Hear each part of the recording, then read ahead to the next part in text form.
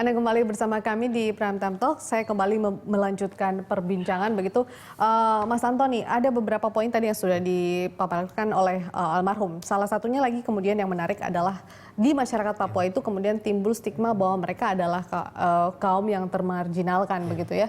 Mereka merasa tidak pernah dilibatkan juga dalam pembangunan kita begitu di Indonesia. Nah, bagaimana Anda melihat itu? Artinya bahwa kalaupun misalnya mereka mau dilibatkan dalam pembangunan, seberapa besar kemudian mereka bisa berkontribusi juga begitu, Mas? Saya kira persoalan yang terbesar itu sebenarnya memang ada trust building ya. Ada ketidakpercayaan baik Jakarta ke Papua atau Papua kepada Jakarta gitu. Dan trust building itu sesungguhnya adalah satu proses yang tidak mekanik ya, sulit misalkan kita mengatakan step-stepnya seperti apa, tetapi itu bisa terlihat dari misalkan bagaimana gestur presiden ketika dia melakukan approach terhadap orang Papua gitu ya, sehingga dia misalkan diterima. Artinya selama ini almarhum Gus Dur kita ya, kemudian tidak bisa ya, itu yang saya ingin katakan. meyakinkan mereka. Almarhum Gus Dur misalkan dengan pendekatan yang tidak konvensional misalkan ya, itu mempunyai cukup apa namanya power gitu ya untuk mempengaruhi orang Papua misalkan. Misalkan dulu memang agak lucu-lucu dan diprotes oleh orang banyak misalkan ketika misalkan ada bintang kejora yang dikibarkan kemudian dengan santai misalkan Gus Dur mengatakan itu kan cuman bendera biasa. PSSI juga punya bendera, yang lain juga punya bendera. Mungkin itu bagi sebagian pihak itu semacam membiarkan pemberontak untuk memunculkan atau ya, memperlihatkan simbolnya. Tetapi dengan mengatakan itu justru Gus Dur mendapatkan trust dari artinya memang Papua. ada cara tertentu begitu ya, seperti yang Pak Nasir juga katakan, mereka beranggapan bahwa pendekatan yang dilakukan dengan cara orang Jakarta Ya, begitu. jadi ketika misalnya terjadi kongres kongres masyarakat Papua atau apa yang ingin mendeklarasikan bahwa Papua ingin merdeka, Gus Dur dengan mudahnya misalkan menelpon pemimpin itu, jangan pakai merdeka lah, nanti malah bikin ada pihak-pihak yang punya senjata misalkan bisa lebih marah. Pemimpin yang lain seperti apa Anda melihatnya? Mungkin tadi ya saya katakan ya, mekanismenya terlalu mekanik ya, approach-nya terlalu terlalu developmentalis gitu kalau ingin melihatkan bahwa tadi mengucurkan dana ya, tapi tanpa ada proses misalkan dialog yang lebih inklusif. Biasanya perlukah kemudian dibentuk tim khusus untuk itu? Artinya pendekatan itu kan ya kepala negara juga tidak bisa harus terus ke sana begitu kan, dengan jajaran, artinya ada tim khusus kemudian tim khusus yang memang mulai membuat mapping sektor-sektor yang ada di Papua. Jadi selama ini terkesan lagi-lagi kalau kita melihat dari perspektif teman-teman Papua, yang diajak dialog itu tidak merepresentasikan orang-orang Papua, jadi lebih merepresentasikan orang Papua yang dekat dengan Jakarta misalkan ya. Jadi kan ini bukan dialog yang diharapkan terjadi bagi orang Papua. Jadi misalkan dialog yang inklusif melibatkan berbagai macam stakeholder. Di sana mungkin bisa mulai terbangun bottom up process of development ya. Jadi bagaimana keinginan suku, berbagai macam suku itu. Ini sangat kompleks ya, tapi lagi-lagi trust building ya, dan itu menurut saya bisa dibangun oleh elit ya, oleh elit terutama Presiden Jokowi misalkan, dengan itu tadi memulai komunikasi personal yang tidak hanya sekedar datang acara seremonial misalkan, tetapi banyak secara informal kongko-kongko kan namanya, atau telepon secara informal. Ini hal-hal yang informal semacam ini dalam banyak kasus menyelesaikan konflik termasuk di Mindanao misalkan, itu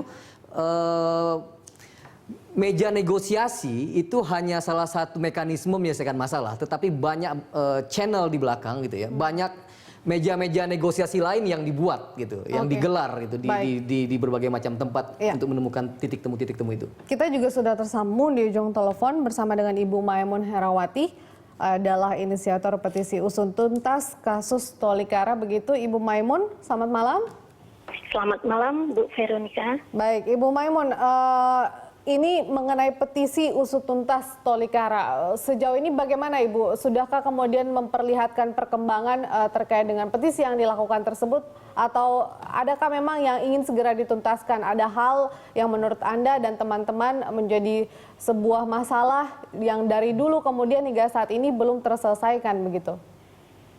Pertama, alasan kenapa saya kemudian membuat petisi, karena ada kekhawatiran yang amat sangat kejadian Idul Fitri beberapa hari yang lalu di Papua akan meluas seperti kejadian di Maluku ataupun Poso begitu. Karena bagaimanapun sentimen agama di Indonesia, sentimen suku itu sesuatu yang cepat meluas, menjalar dan mungkin menghancurkan NKRI.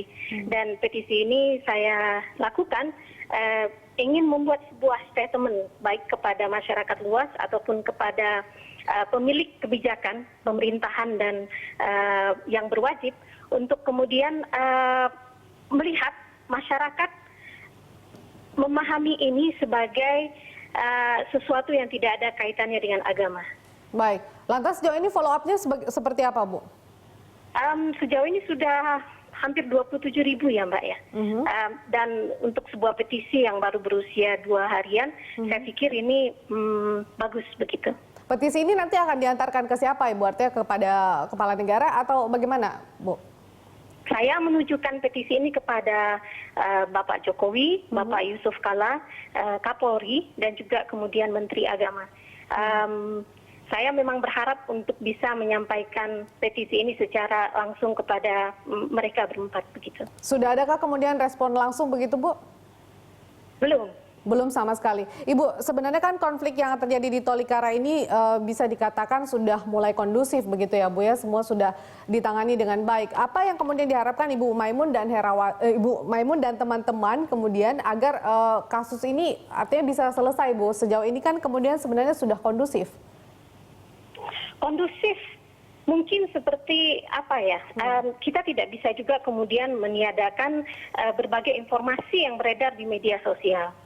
Dan media sosial saya lihat cukup liar menangkap masalah ini. Ada orang yang ingin kemudian menggunakan isu ini untuk memecah belah negara kita. Jadi kalimat Mbak Veronica tentang kondusif ini saya takutkan ini semacam apa ya, sesuatu yang perlu kita lihat secara dalam. Saya pikir untuk bisa membuat situasi ini lebih terjamin, memang pemerintah harus mengusut secara tuntas dan kemudian memberikan update kepada masyarakat secara luas. Saya terus terang menakutkan apa ya yang disebut dengan proxy war begitu. Jadi ada yang mencoba masuk di sini dan kemudian menggunakan masyarakat Indonesia untuk saling bunuh, saling adu, saling merusak. Artinya, dan seterusnya. Oke, ujung dari kemudian pengusutan kasus ini diharapkan bahwa ditemukan pelakunya dan kemudian apa landasan dilakukannya kemudian kericuhan yang terjadi kemarin begitu Bu ya? Ya, baik. Dan kemudian tegakkan hukum tentunya. Oke, Ibu Maimun dan juga Mas Antoni dan juga Pak Nasir, kita akan lanjutkan perbincangan di segmen berikutnya. Tetaplah di Prime Time Talk.